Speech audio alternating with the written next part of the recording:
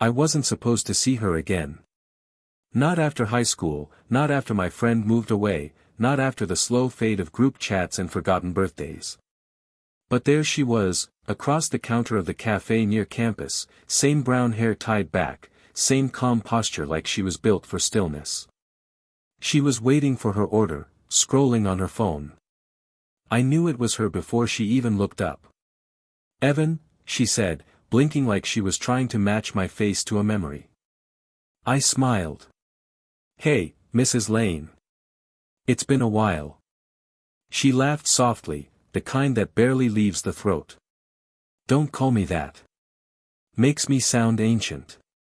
Her laugh did something strange to the air. The room didn't go quiet, it just slowed down. The barista's machine hissed, someone dropped a spoon, and I could hear my own pulse in that space between her words. I told her I came here sometimes to write. She told me she stopped by when her office got too loud. "It's like a timeout for adults," she said. I nodded. "Guess I've been grounded my whole life, then." That made her laugh again, really laugh this time, her hand brushing against her scarf as if to hide it. We ended up at the same small table by the window. She didn't ask, and I didn't offer, it just happened that way. The kind of coincidence you don't question. She remembered I liked my coffee black. "I still don't understand how anyone enjoys that," she said, wrinkling her nose as she stirred sugar into hers. I shrugged. "Maybe it's not about enjoyment. Just habit." "Habit," she echoed. Dangerous word. She looked out the window when she said it. The afternoon light caught the silver in her hair, not too much, just enough to make her look more real than anyone else in the room.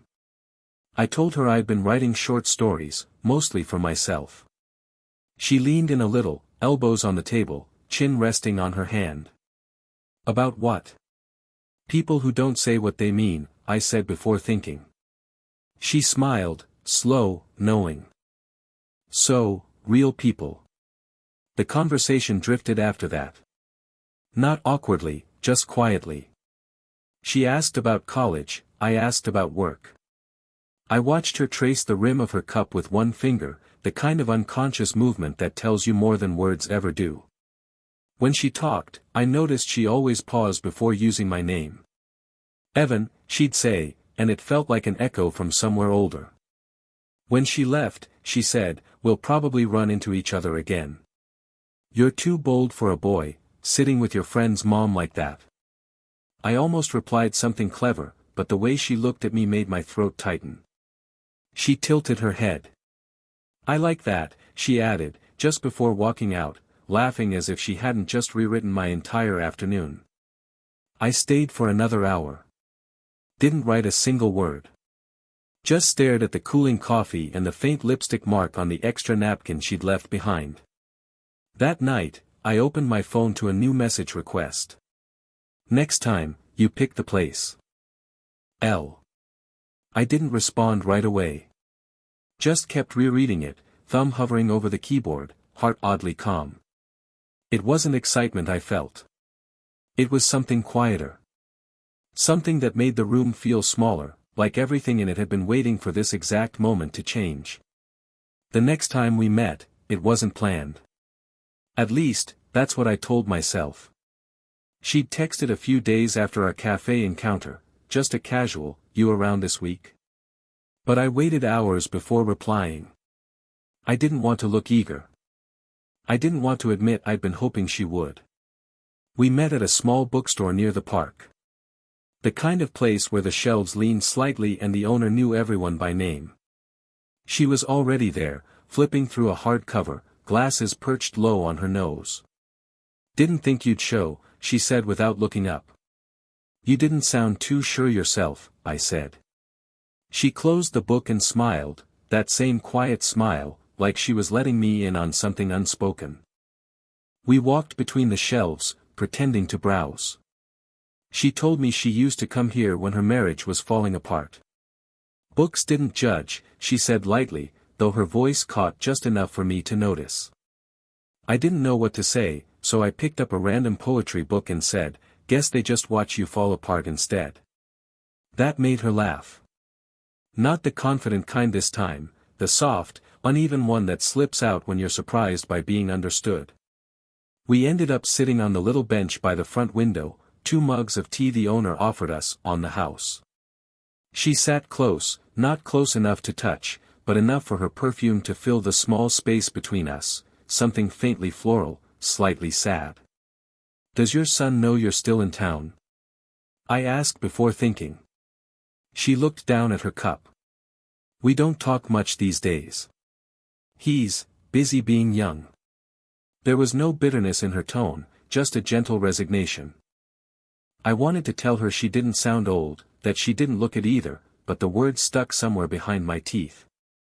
Instead, I asked, "Do you ever miss it?" "What?" "Being young." She thought for a moment, tracing the edge of her teacup with her finger. "No," she said finally. "I miss being sure of things." Something about that line stayed with me. I kept turning it over in my head, even as the rain began to tap against the glass. I told her I'd been writing again. She asked what about. "Someone who keeps running into the same person, but never at the right time." She tilted her head. "Sounds like bad luck." "Or timing," I said. Our eyes met then, not dramatically, just long enough to feel the pull of everything we weren't saying. When the rain stopped, she stood and said she should go.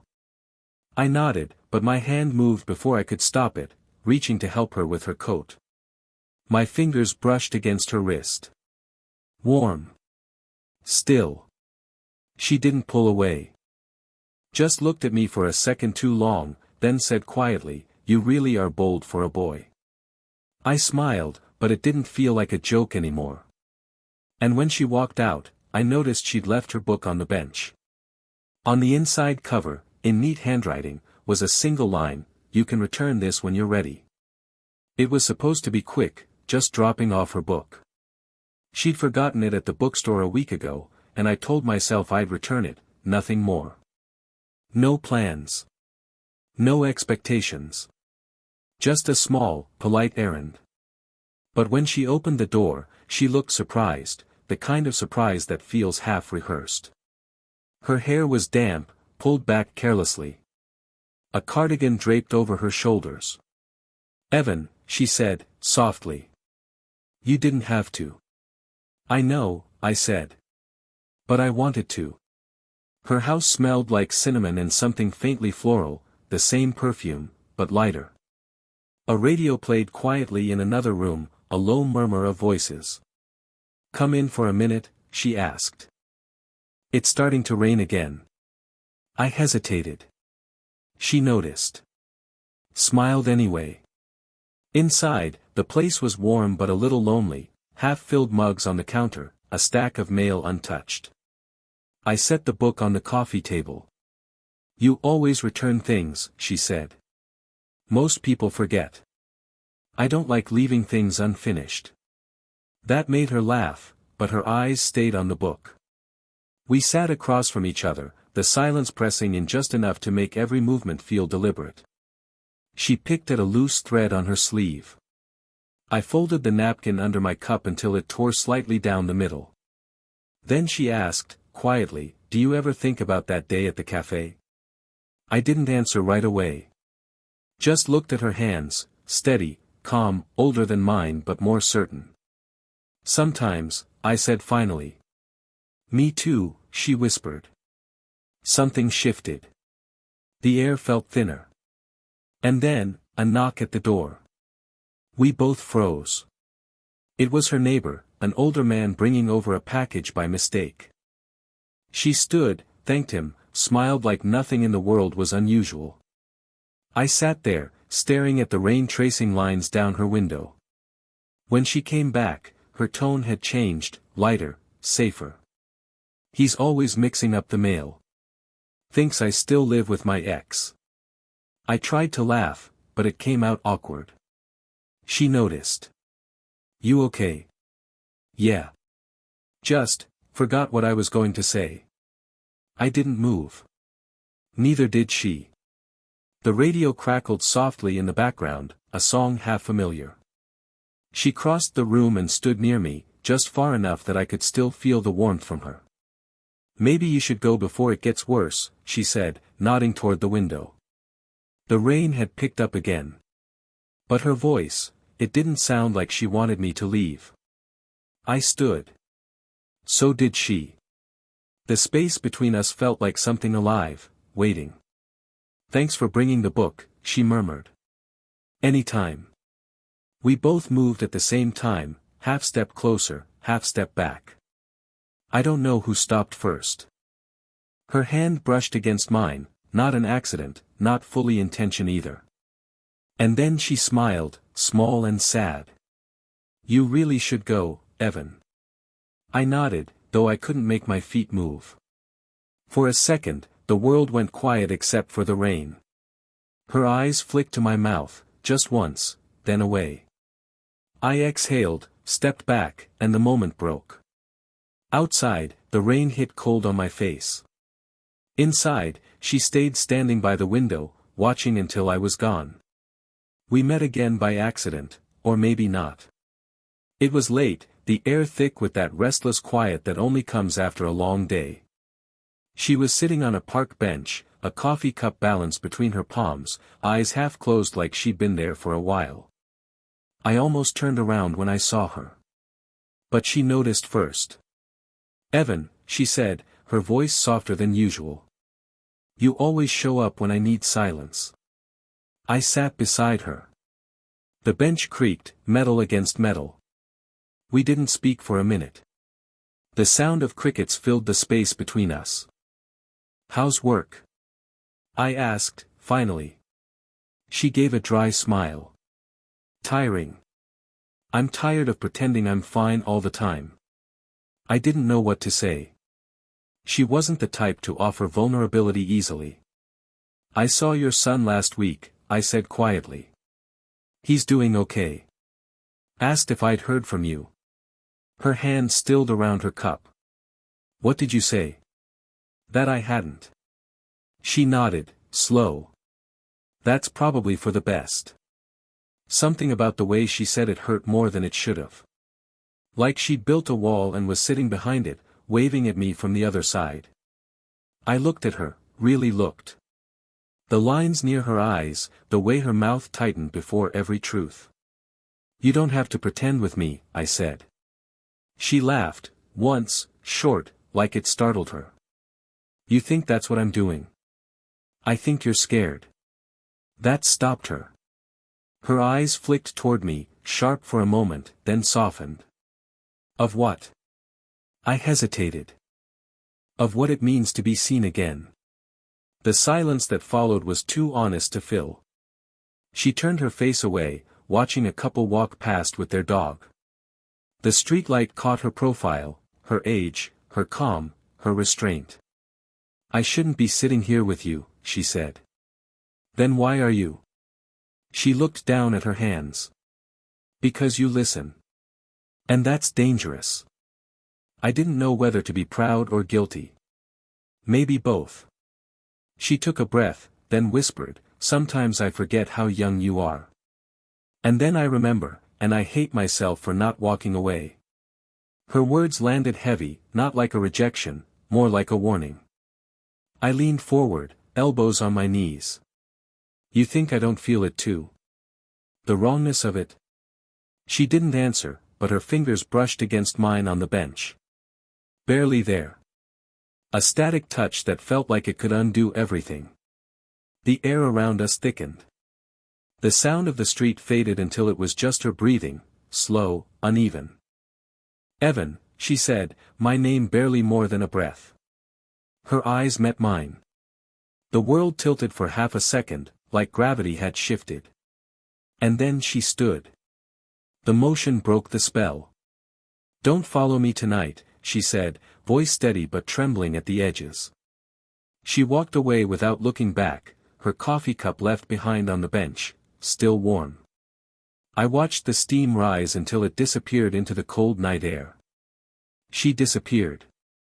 Not entirely, her number still worked, her profile still existed, but the text stopped.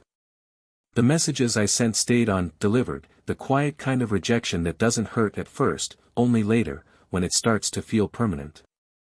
For a week, I told myself she was busy. Work. Family. Anything. By the second week, I stopped believing it. Then, one afternoon, I saw her. At the same cafe where it all began. She was sitting by the window, talking to a man I didn't recognize, older, maybe mid-50s, neat suit, easy posture. She smiled at something he said. A real smile. I froze in the doorway, the smell of coffee suddenly thick. She looked different, lighter somehow, or maybe just further away. She didn't see me. Or maybe she did and decided not to. I couldn't tell. I left without ordering. That night, I opened her contact on my phone and stared at the last text I'd sent. You okay? Unanswered. I started typing again, something simple, something stupid like, good seeing you today. Then I deleted it. The next day, I found her book on my shelf again. The one she'd written in.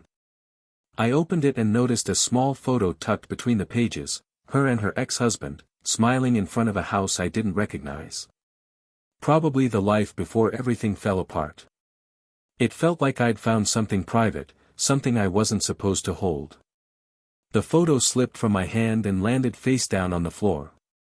I didn't pick it up. A few days later, she texted. Short. Almost cold. Can we not see each other for a while? It's getting complicated. I typed out a dozen replies. Why? Did I do something? I thought you wanted this. None of them sounded right. I erased them all. Then finally, okay. Just that. She didn't respond. I stopped going to the cafe. Avoided the park. Tried to fill the space she'd left, but nothing fit. My writing slowed. The words felt dishonest. Every time my phone buzzed, I hoped it was her. It never was. One night, out of habit, I walked by her street. Her lights were on. Curtains drawn halfway. I could see the faint outline of her sitting at the table, head bowed like she was reading something. Maybe a letter. Maybe nothing. For a second, I almost went to the door. I even reached for the gate latch. But I didn't. I turned around and walked home through the cold. When I got there, I opened a blank message to her. Typed, "Do you ever miss me when you're not trying to?" I stared at it for a long time. The cursor blinked, steady and patient. Then I locked the screen and put the phone face down. The message stayed unsent. It had been nearly a month when she called. Not texted, called. Her name on the screen made my chest tighten in that old, familiar way. I didn't answer right away. Let it ring twice. 3 times. Then picked up. Evan, she said, breathless. Can you come by? Her voice wasn't steady. It wasn't broken either, just somewhere in between. When I got there, the house looked the same but quieter. No music, no lights except for the small lamp by the kitchen window. She was sitting at the table in an oversized sweater, hair loose, a mug of untouched tea beside her. Thanks for coming, she said. I nodded. You sound different. She smiled faintly. I feel different. There was a silence that didn't feel awkward, just heavy with everything we hadn't said. I shouldn't have disappeared, she said finally.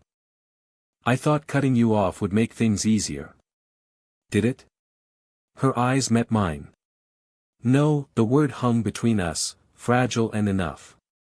I sat down across from her, fingers brushing the wood grain of the table.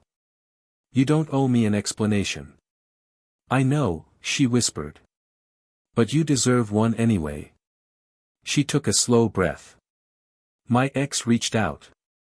He wanted to meet. Said he's moving back. And for a second, I thought maybe I should try to fix what broke. I swallowed. And did you? Her eyes dropped to her hands. No. I couldn't pretend anymore. The clock on the wall ticked too loudly. I didn't pull away because I stopped feeling something, she said.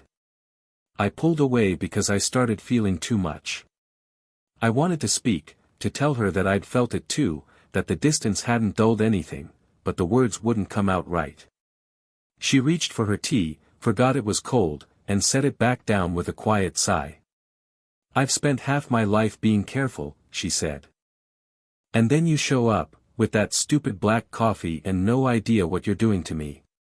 It almost made me laugh. Almost. I wasn't trying to do anything, I said.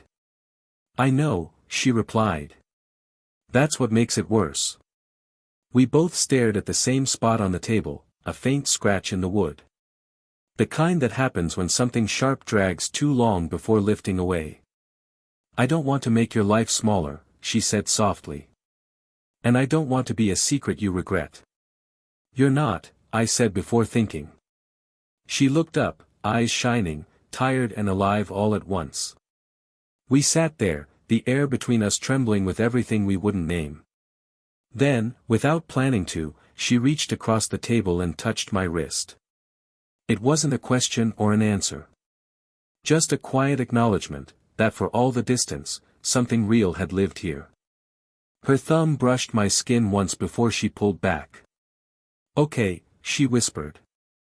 I nodded, matching the small, fragile rhythm of it. Okay. And that was enough. Spring came late that year. The park was greener, but the air still had that quiet chill that makes you reach for warmth you don't realize you've been missing. I saw her again one morning, not planned, not expected. Just the way life folds back on itself when it's ready.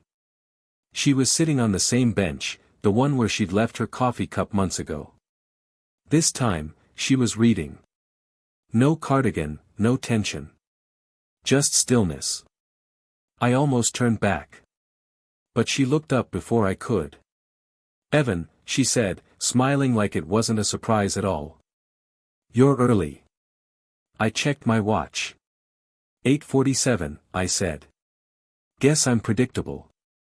Guess we both are. I sat beside her. The bench creaked the same way it always had. A small, ordinary sound that suddenly felt like home. She handed me a cup. Black coffee. No sugar. I remembered, she said. It made me laugh. You always did. We sat in silence, watching a pair of kids chase a pigeon near the path.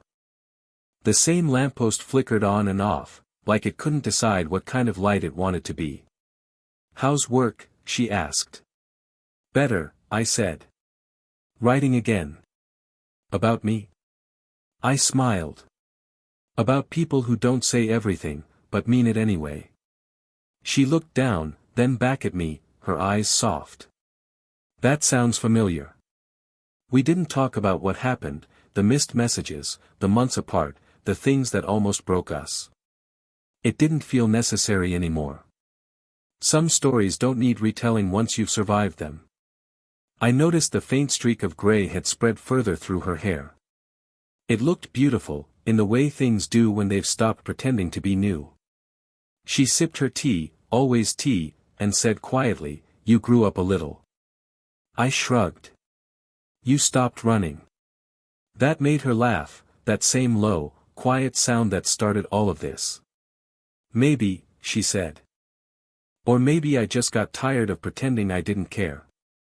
The wind moved between us, carrying the scent of her perfume, the same one from that first cafe. Time hadn't erased it, it had just learned to make space for it. I don't know what this is, I said. What we are. She tilted her head, smiling. It doesn't have to be something you can name. We sat there a while longer, the sun coming up behind the trees. She rested her hand lightly over mine, no urgency, no hesitation. Just warmth. Her fingers were cool from the cup. Mine were shaking a little. This feels easy, I said. It should, she replied. It's taken us long enough. The clock on the church across the street chimed 9. She looked up, then turned to me. Come on, she said, standing. Let's go find somewhere that isn't trying so hard to forget us. I followed her, coffee still warm in my hand, the bench behind us empty but no longer lonely. And as we walked, she glanced over and smiled, the same smile from the cafe that first morning, and whispered, bold for a boy, still true. I laughed under my breath, the sound barely a sound. Not a boy anymore, I said. She didn't answer. Just reached for my hand. And in that quiet, ordinary morning, the world finally stopped feeling temporary.